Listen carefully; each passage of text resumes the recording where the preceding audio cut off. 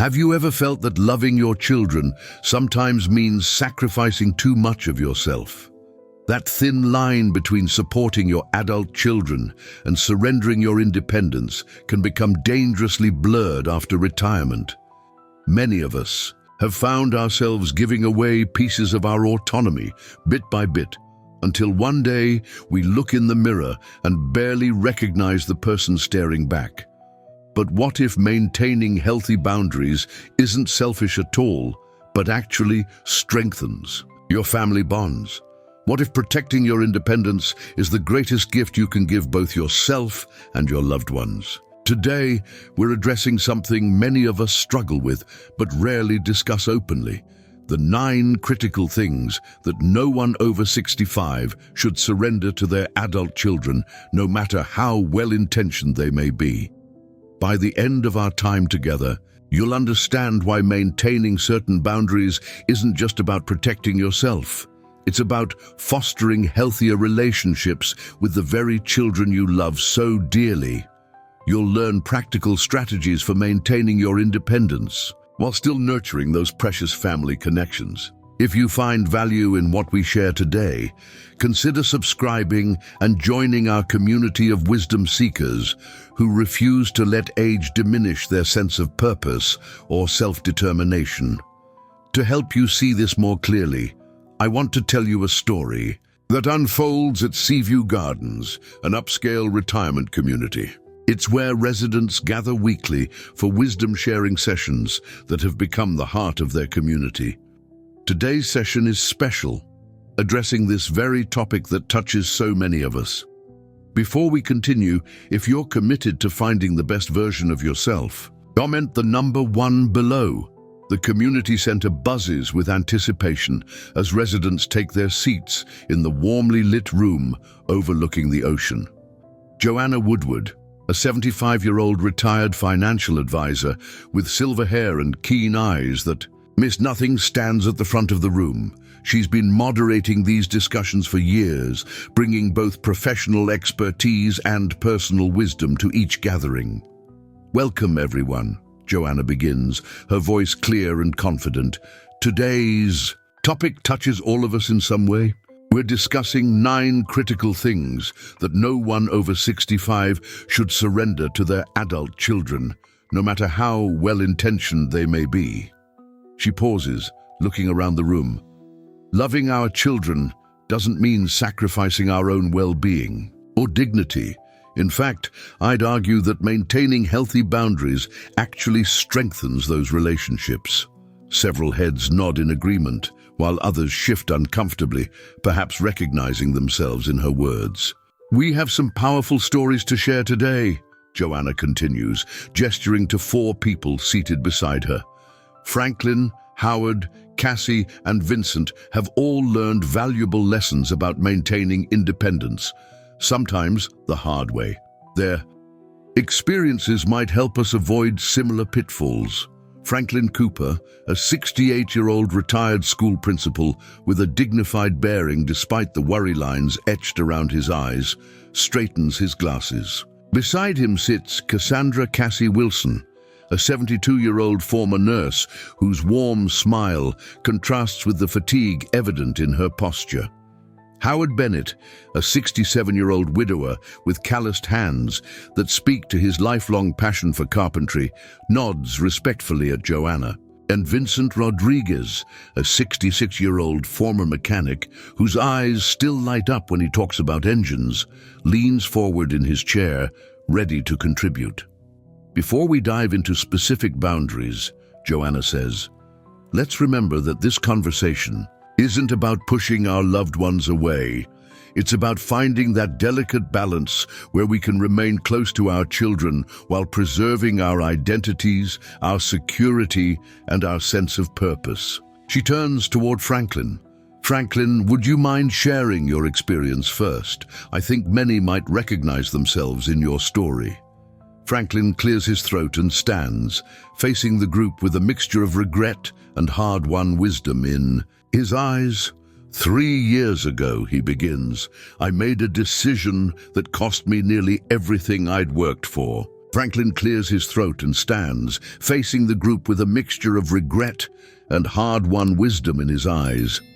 3 years ago, he begins, I made a decision that cost me nearly everything I'd worked for.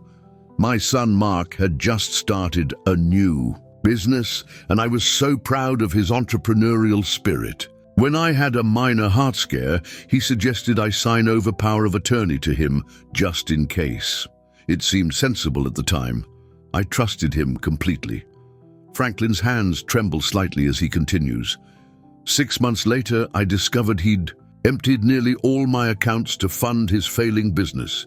He didn't see it as stealing. He truly believed his venture would succeed and he'd pay me back with interest. But his business collapsed, and almost $380,000 of my retirement savings vanished with it. A collective gasp ripples through the room. Joanna steps forward, placing a gentle hand on Franklin's shoulder. Thank you for your courage in sharing that, Franklin, she says. This brings us to our first critical boundary. Never surrender unrestricted power of attorney to your adult children, no matter how much you trust them. Joanna turns to address everyone. Let me be clear. This isn't about distrusting your children. It's about protecting both them and yourself from situations that can damage your relationship forever. Even the most loving children can make poor decisions when under financial pressure. She walks to a whiteboard and writes, 1. Unrestricted power of attorney. Instead of unrestricted power of attorney, Joanna explains, consider these alternatives. First, work with an elder law attorney to create a limited power of attorney that specifies exactly what decisions can be made on your behalf and under what circumstances. Second, consider appointing a trusted individual who isn't a direct beneficiary of your estate as a co-agent alongside your child, creating a system of checks and balances. And third, include provisions that require detailed accounting of all financial transactions made on your behalf. Franklin nods. If I had taken any of those precautions, I might still have my savings. But there's something else I lost that was even more valuable. My relationship with my son. The guilt and shame he feels now has created a wall between us that we're still trying to break down. 3 years later, Joanna thanks Franklin again before turning to Howard Bennett, who sits up straighter as the attention shifts to him. Howard, you had a different experience with boundaries being crossed, didn't you? Joanna prompts. Howard, the widower with carpenter's hands, stands slowly. After my wife passed, he begins, his deep voice resonating through the room, I became, in my daughter's eyes, incapable of making my own decisions. I wasn't just Howard anymore, a man who built houses for 40 years, who had interests and friends and opinions. Suddenly, I was just dad or grandpa, someone to be managed rather than respected. He looks around the room, making eye contact with several nodding heads. My daughter started scheduling my doctor's appointments without consulting me, showed up unannounced to check on me, and even began introducing me to people as my dad, who's living alone now, as if that was my primary identity. Joanna writes on the board, 2.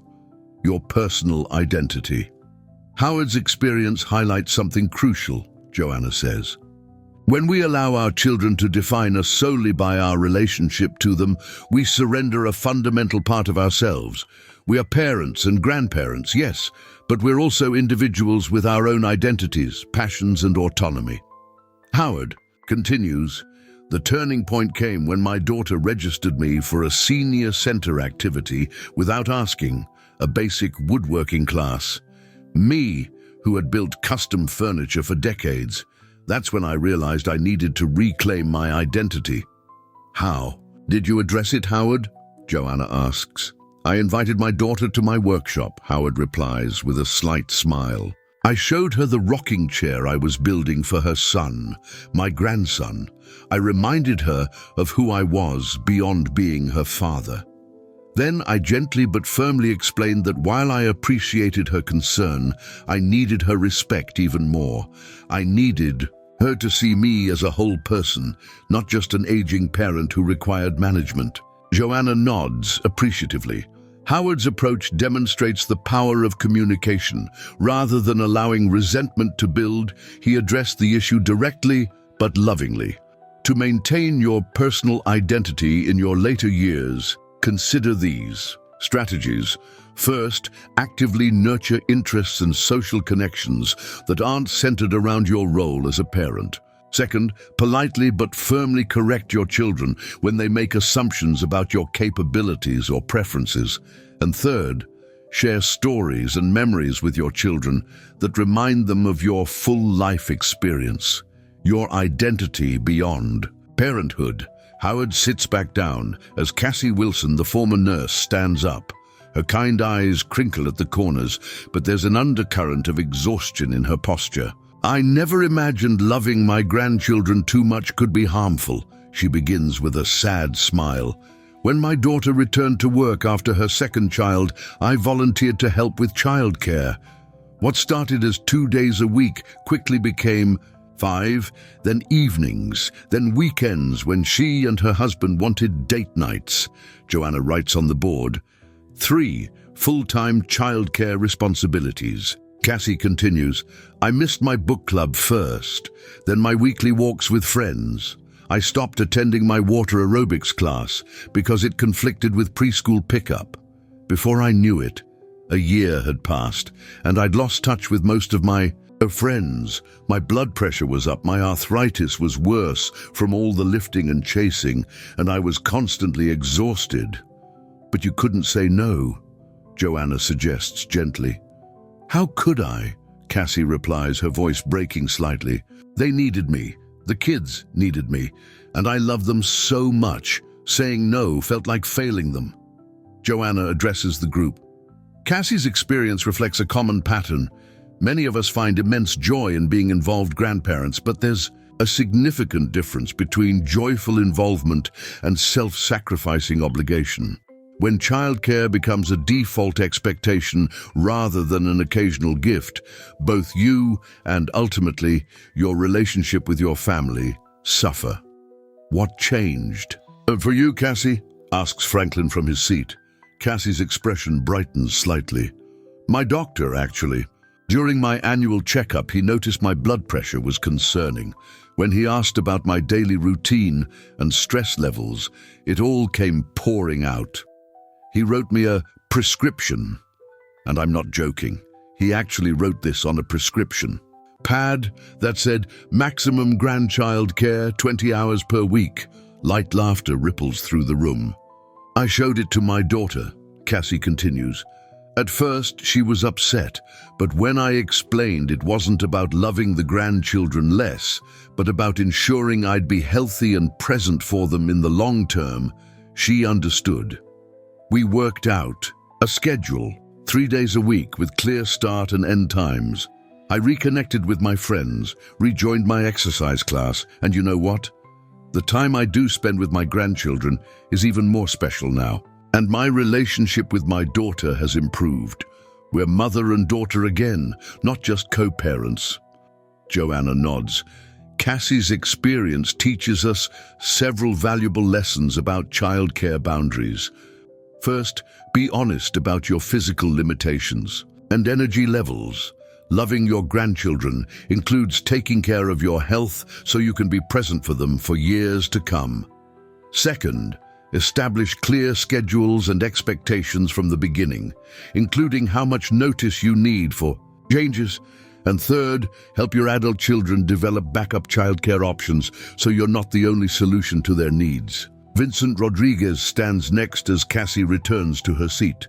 The former mechanic's hands are calloused but steady as he begins his story. "After my wife died," Vincent says, "my children immediately started worrying about me living alone in our 3-bedroom house.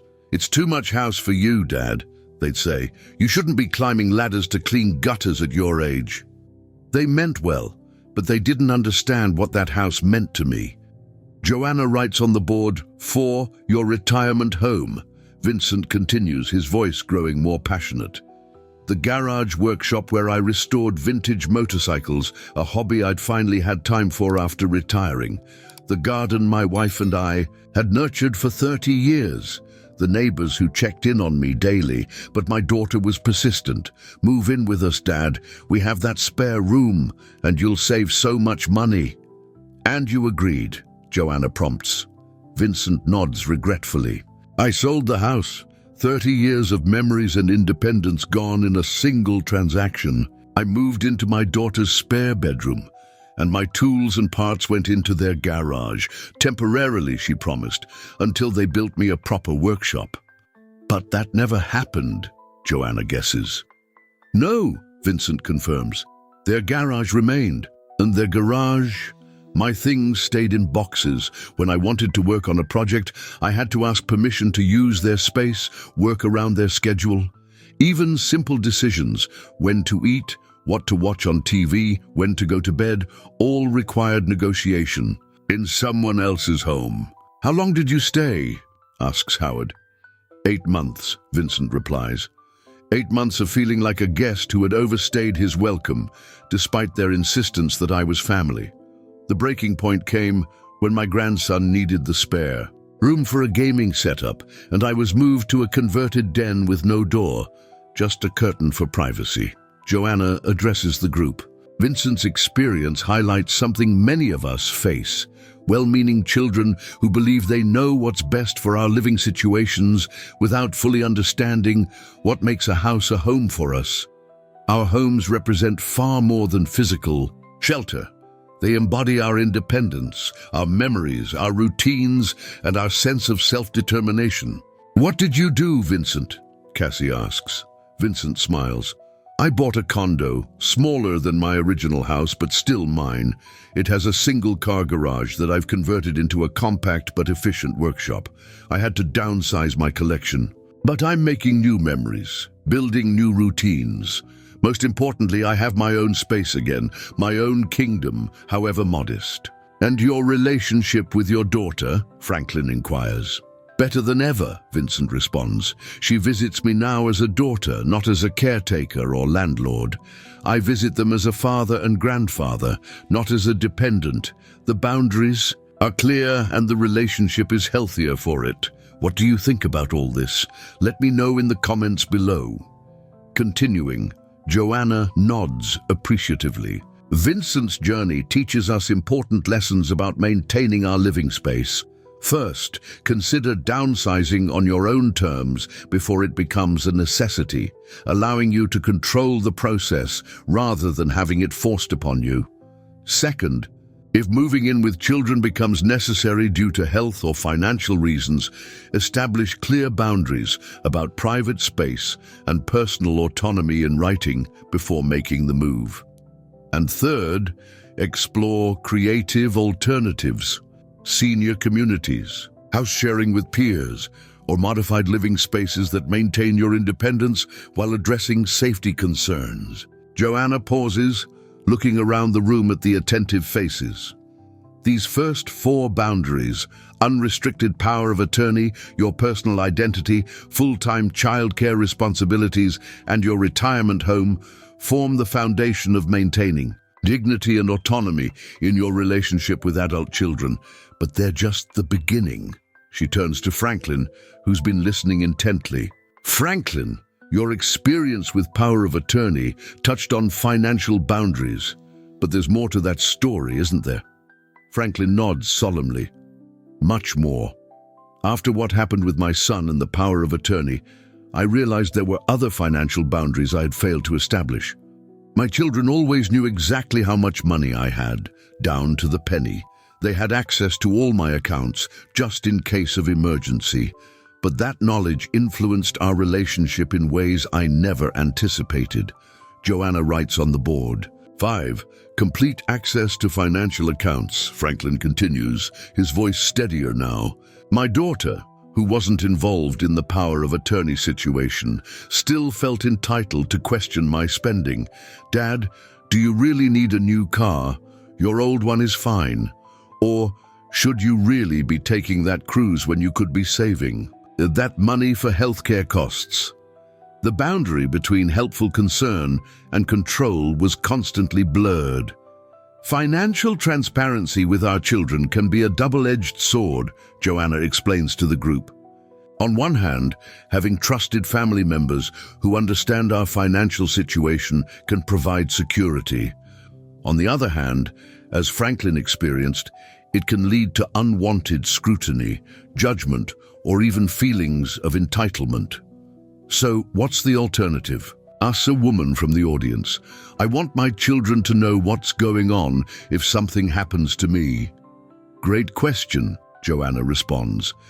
Consider these balanced approaches. First, work with a financial advisor and elder law attorney to create a comprehensive plan that includes instructions for your children without giving them current access to your accounts. Second, provide need-to-know information rather than complete transparency, perhaps sharing the names of your financial institutions and lawyer, but not account numbers or balances. And third, consider using a professional fiduciary who can serve as an objective third party if you become unable to manage your finances.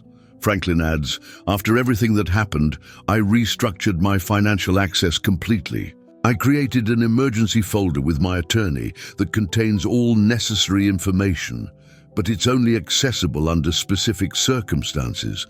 I've reclaimed my financial privacy while still ensuring my children won't be left in the dark. If something happens to me, Joanna nods thoughtfully at Franklin's conclusion before turning back to Howard. Howard, you mentioned your daughter taking over your doctor's appointments. That touches on another critical boundary many of us struggle with. Howard stands again, a look of renewed confidence on his face compared to when he first shared his story. Yes, medical decisions. After my daughter started scheduling appointments without consulting me, things escalated quickly. She began speaking to my doctors as if I wasn't in the room, making decisions about treatments and even changing my medications without discussing it with me first. Joanna writes on the board, 6, the final say in medical decisions. Howard continues, his voice firm. I remember sitting in a cardiologist's office after some routine tests. The doctor asked about treatment options, and before I could open my mouth, my daughter jumped in with, we'll take the most aggressive approach, doctor. Dad won't remember to take pills regularly anyway. I felt invisible and frankly insulted. I've managed my own medication for decades without issues. That must have been frustrating, Cassie comments sympathetically. Frustrating doesn't begin to describe it, Howard replies. When my wife was alive, we made all health decisions together, researching options, discussing benefits and risks. Suddenly, I was being treated like a child, incapable of understanding my own medical needs or making informed choices about my own body. Joanna addresses the group. Howard's experience highlights a delicate balance many families struggle with. Adult children often step in with medical advocacy out of genuine concern and love. They want to ensure their parents receive the best care possible. However, there's a significant difference between supportive advocacy and taking control. How did you address it? Vincent asks Howard. During my next appointment, I arrived early, without my daughter, and spoke privately with my doctor. Howard explains, I made it clear that while my daughter could be present during appointments, all information should be directed to me first, and all decisions remained mine to make unless I specifically indicated otherwise. Howard pauses, then adds, I also had a heart-to-heart conversation with my daughter. I acknowledged her concern came from love, but explained that maintaining autonomy over my medical decisions was essential to my dignity and self-respect. We compromised. She could attend appointments if I wanted support, could help me research options, but the final decisions would always be mine. Joanna nods approvingly. Howard's approach demonstrates important principles for maintaining medical autonomy. First, have direct conversations with your healthcare providers about your expectations regarding privacy and decision-making, ideally documented in your medical record. Second, consider creating advanced healthcare directives that clearly outline your wishes, including a healthcare proxy who understands and respects your preferences. And third, maintain organized records of your medical history, medications, and healthcare contacts so you remain the primary source of your medical information. It was difficult at first, Howard admits. My daughter felt hurt, like I was rejecting her help. But over time, our new dynamic actually improved our relationship. She still helps me research options when needed, but now she offers information rather than directives. I feel respected, and she feels less burdened by responsibility that was never hers to carry alone. Cassie Wilson rises again, building on Howard's story. While we're talking about independence, there's another aspect I experienced that devastated me in ways I didn't expect: the loss of my social connections. Joanna writes on the board, 7. Your social independence. Cassie explains, when I became the full-time grandmother caregiver I mentioned earlier, I lost touch with nearly all my friends. My weekly lunch group tried to accommodate my schedule at first, but after I cancelled the 5th time because my daughter needed last-minute childcare, the invitations gradually stopped coming. Social isolation can happen so gradually, we barely notice it, Joanna comments, until suddenly we do. Exactly, Cassie agrees. One Sunday evening, after a particularly exhausting weekend with the grandchildren, I realized I hadn't spoken to anyone my own age in over 2 weeks. All my conversations had been with my daughter, her husband, or children under 5. I felt a loneliness that was bone deep, despite being surrounded by family I loved. A murmur of recognition ripples through the audience. Your adult children, with their busy lives and social circles, may not recognize how essential peer relationships are for your well-being, Joanna explains to the group. They have colleagues, friends, partners, multiple sources of social connection. Many of us, especially after retirement, need to be more intentional about maintaining our social networks. How did you rebuild yours, Cassie? Franklin asks. First, I reclaimed specific days for myself using that doctor's prescription I mentioned, Cassie says with a smile. I reached out to my old friends and was honest about what had happened. Some relationships couldn't be rekindled, but many could. I rejoined my book club and water aerobics class. I even started volunteering at the hospital where I used to work, just one morning a week, but it connected me with former colleagues and gave me a sense of purpose beyond family caregiving. Cassie's expression brightens. The most surprising outcome was how my relationship with my grandchildren actually improved. When I saw them after having adult time, I was more patient, more engaged, more present. They got a better grandmother because I was taking care of my own social needs. Please hit the subscribe button if you appreciate advice like this. It helps us create more content you can use. Joanna adds, Cassie's experience underscores vital strategies for maintaining social independence. First, schedule regular activities with peers that you treat as non-negotiable commitments, just as you would a doctor's appointment. Second, utilize technology to maintain connections. Video calls, social media, and online communities can supplement in-person socialization, especially when mobility becomes challenging.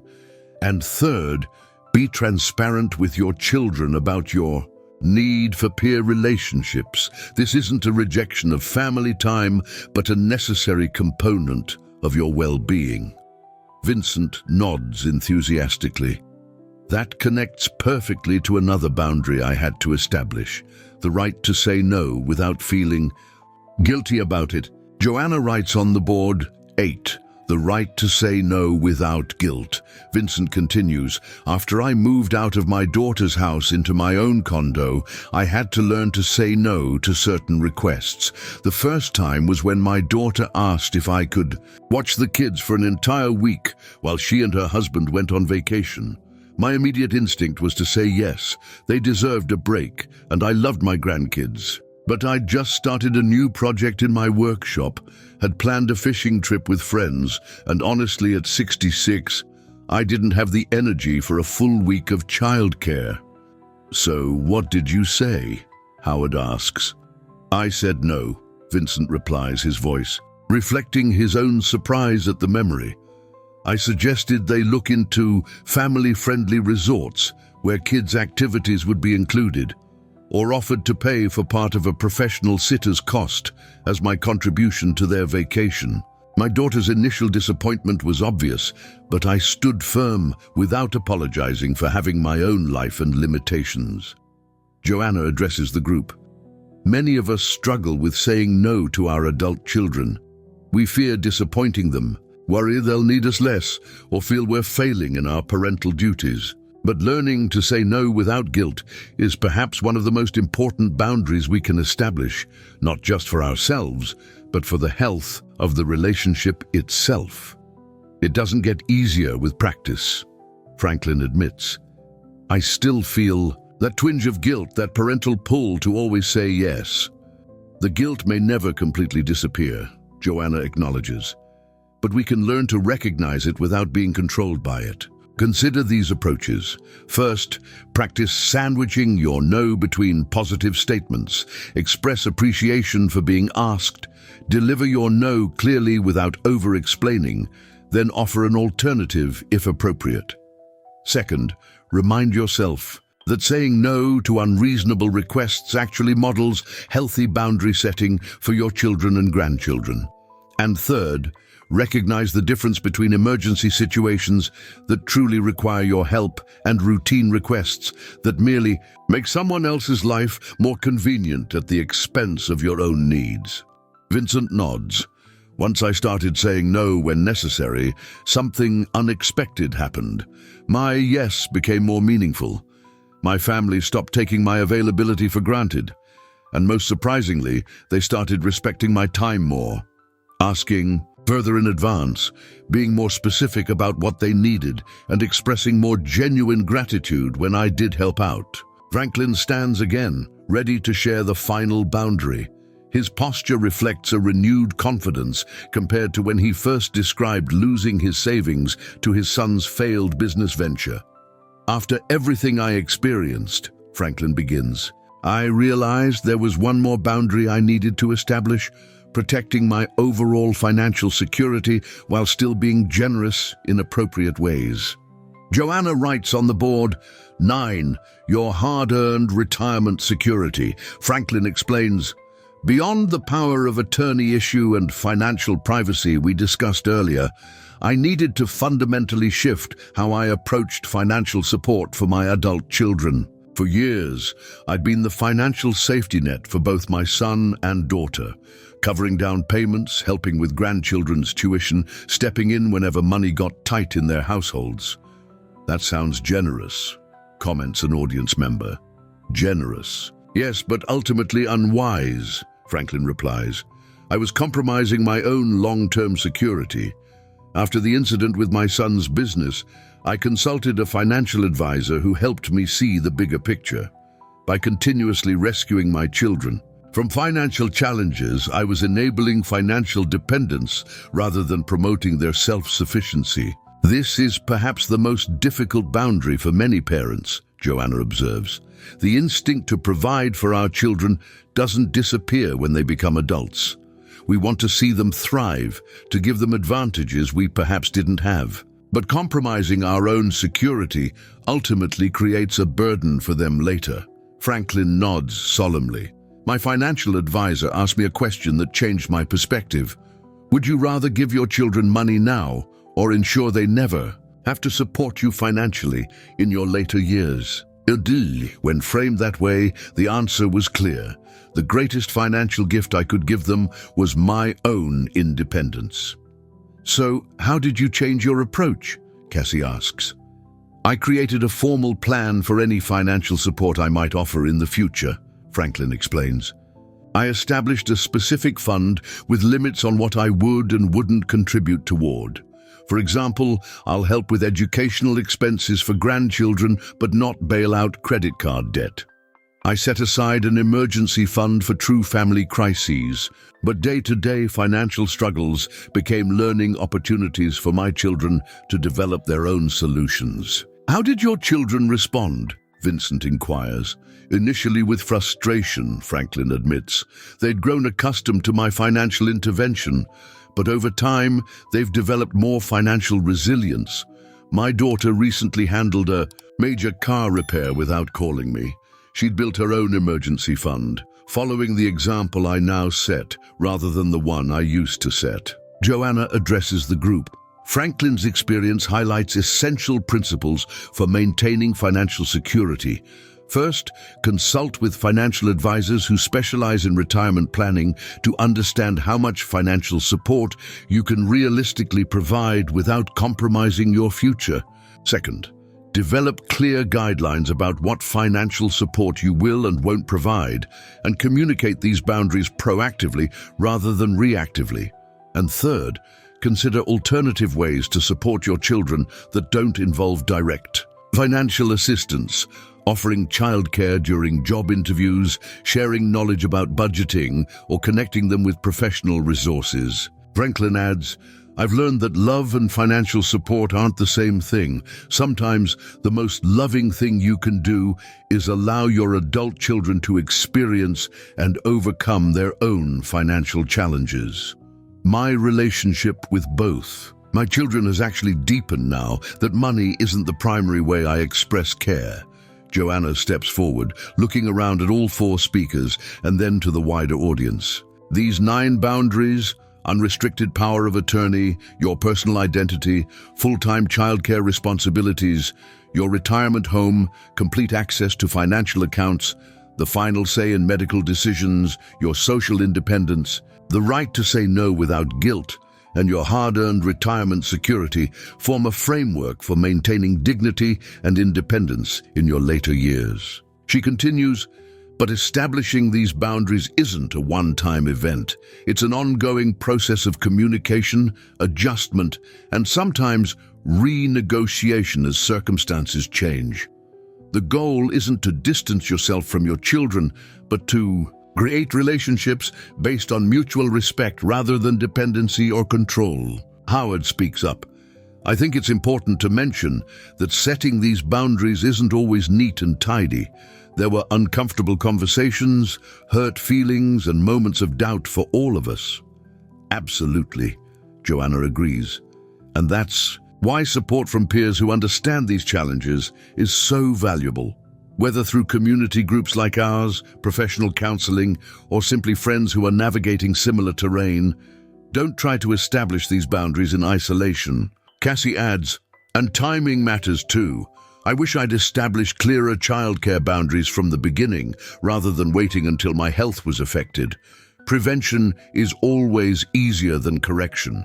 Vincent nods. That's true for housing. Decisions as well.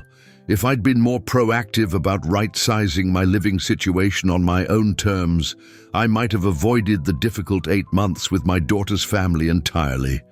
And remember, Franklin contributes, these boundaries protect both you and your children. My son still carries guilt about what happened with my finances. By establishing clearer boundaries from the start, I could have spared him that burden while protecting myself. Joanna looks thoughtfully at each of her fellow speakers. You've all touched on something profoundly important: the reciprocal nature of healthy boundaries. When we maintain our independence and dignity, we actually give our children freedom as well. Freedom from inappropriate responsibility for our well-being. Freedom from the guilt of unmet expectations. Freedom to relate to us as whole people rather than dependents. She turns to address the wider audience. As we navigate aging, we face a fundamental choice. Will we allow ourselves to be diminished by well-intentioned but ultimately harmful boundary violations? Or will we embrace the wisdom that comes with age to forge relationships based on mutual respect and appropriate independence? Howard reflects, I've found that my relationship with my daughter actually improved once I reclaimed my autonomy. There was less resentment, more genuine connection. We relate more as two adults who care deeply about each other, rather than caretaker and dependent. Cassie smiles. Same with my daughter. Now, when she asks for help with the grandchildren, it's a genuine request rather than an assumption. And when I spend time with my grandkids, it's quality time. I'm fully present, rather than exhausted and resentful. Vincent adds, having my own space again meant my family actually wants to visit me now, rather than feeling obligated to interact with me because we share the same roof. The boundaries created space for genuine desire for connection. Franklin nods in agreement. And I'm slowly rebuilding trust with my son. We're working through what happened with more honest communication than we've ever had. The financial boundaries I've established actually give him a chance to relate to me as his father rather than his banker. Joanna leads the group from the community center onto Seaview Gardens' Oceanside Pavilion as the afternoon sun casts a golden glow across the water.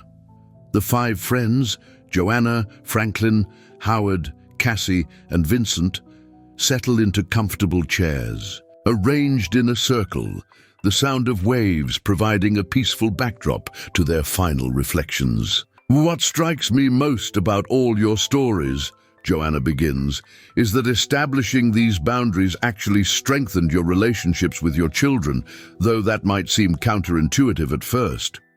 The others nod in agreement as a gentle breeze carries the scent of salt water across the pavilion. When I reclaimed my independence, Howard reflects, I worried my daughter would feel rejected. Instead, she told me recently that she respects me more now and worries about me less. By demonstrating I can manage my own affairs, I've actually eased her burden of concern. Cassie smiles. My daughter said something similar last week.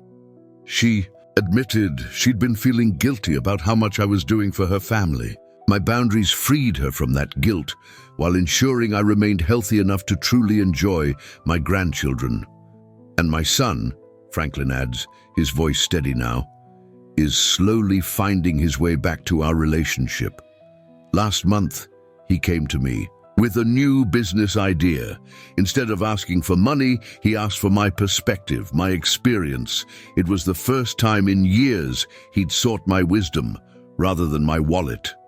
Vincent leans forward, his eyes bright with purpose. That's what these boundaries ultimately provide. The opportunity for our adult children to see us as whole people, with knowledge and value beyond what we can provide materially or practically. When we respect ourselves enough to maintain these boundaries, we teach them to respect us too. Joanna turns toward an imaginary camera, addressing viewers directly. The stories you've heard today aren't unique to Seaview Gardens. Across the country, adults in their later years struggle with these same boundary challenges. The desire to support your children never fades, but the form that support should take evolves as both you and they age. She continues, her voice warm yet firm. You've worked hard your entire life. You've earned the right to maintain your dignity, your autonomy, and yes, your boundaries. This isn't selfishness, it's wisdom. By protecting your independence, you're actually giving your children a precious gift. A parent who models healthy aging, self-respect, and balanced relationships. The sun begins its descent toward the horizon, painting the sky in vibrant oranges and pinks. Franklin gestures toward the view. Life's sunset years can be extraordinarily beautiful when we embrace them on our own terms, he observes.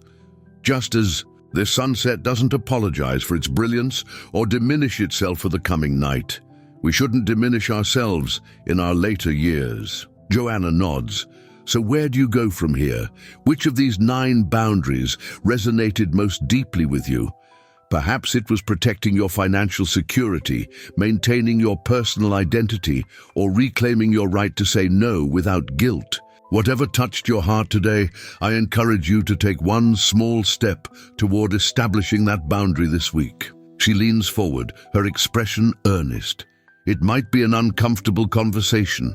It might mean disappointing someone temporarily. But remember what our stories revealed.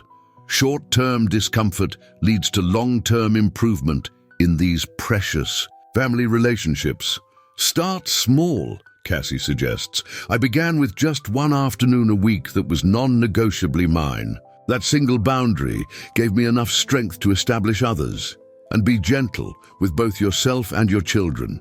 Howard adds, this isn't about blame. Most boundary issues stem from love, however misapplied. Approach these conversations with compassion, clarity, and confidence. Vincent smiles. Remember that you're not alone in this journey. Find friends who understand these challenges, who can support you through difficult transitions and celebrate your successes. And perhaps most importantly, Franklin concludes, forgive yourself for boundaries not yet established. It's never too late to begin. I'm 68 years old and still learning, still growing, still defining who I am and how I want to live these precious years. Joanna rises, inviting viewers to imagine themselves standing alongside her at the pavilion's edge, facing the vast ocean and limitless horizon. The question now is yours to answer. How will you honor yourself by establishing or strengthening these essential boundaries? What one step will you take this week to reclaim your independence while nurturing those family relationships you treasure? The power to shape your later years with dignity and purpose belongs to you, and you alone. As the friends gather closer together, silhouetted against the setting sun, Joanna's final words resonate with quiet strength. Remember, maintaining healthy boundaries isn't about building walls. It's about defining the territory of your life so that genuine connection can flourish on the foundation of mutual respect. Your wisdom, your experience, your boundaries, these aren't burdens to apologize for, but gifts to be honored by yourself and by those who truly love you. If this reflection spoke to something you've lived through, consider liking the video. It helps us share these quiet truths with others who may need them.